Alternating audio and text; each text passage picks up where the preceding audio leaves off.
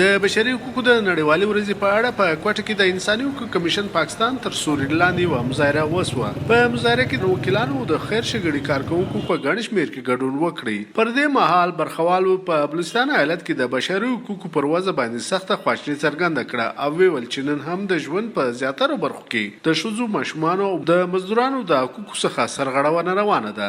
په دې ترڅ کې د بشري حقوقو د کمیشن یو وتلی غړی شمس مندوخیل وایي دلته خلکو ته خپل حقوق نه ورکړل کاږي او که ورکړل کاږي هغو ته په دا په خبر ګسه نه دي چې زما بنیادي حقوق دي چې او بیا پاکستان ریټیفای کړی ده، پاکستان په دې باندې دستخط کړی دی او دغسې چې دی پر 1973 آئین کې دغه ګرشي کاچولی دي.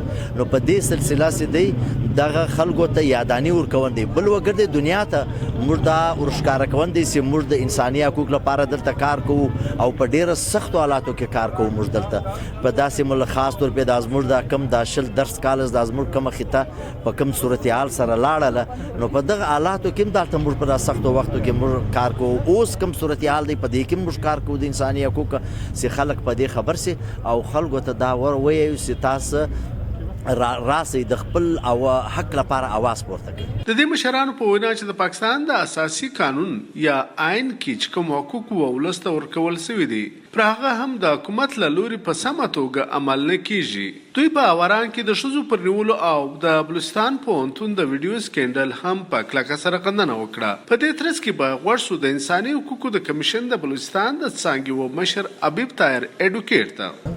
زموږ دا خیال دی د بلوچستان پروینس کې ډېر د هیومن رایټ وایلیشنز شته. ماینورټیز کمیونټیز ډېر هغه کې دي، هغه د هغو ایشوز شته، د لیبر ایشوز شته، د کوچنیان ایشوز شته. نو هیومن رایټ وایلیشنز خو په هر فیلډ کې دلته شته.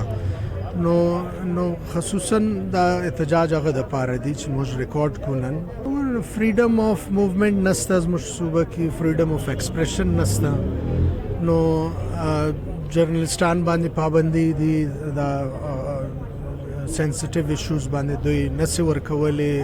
بل خواته د بلوچستان حکومت ویلي دي چې د پخوا په مقابل کې اوس په صوبه کې د بشري حقوقو وضع تر ډیره ځایه پورې سمه شوې ده. بیا په خاصه توګه د تعلیم او روغتیا په څانګو کې ډیر کار روان دی. په دې ترڅ کې د بلوچستان د حکومت ویان لیاقت شاواني زیاته کړه چې چیرې کمزوریان وي دغه د لرې کولو لپاره حکومت و هر ګام پورته کولو ته چمتو دی.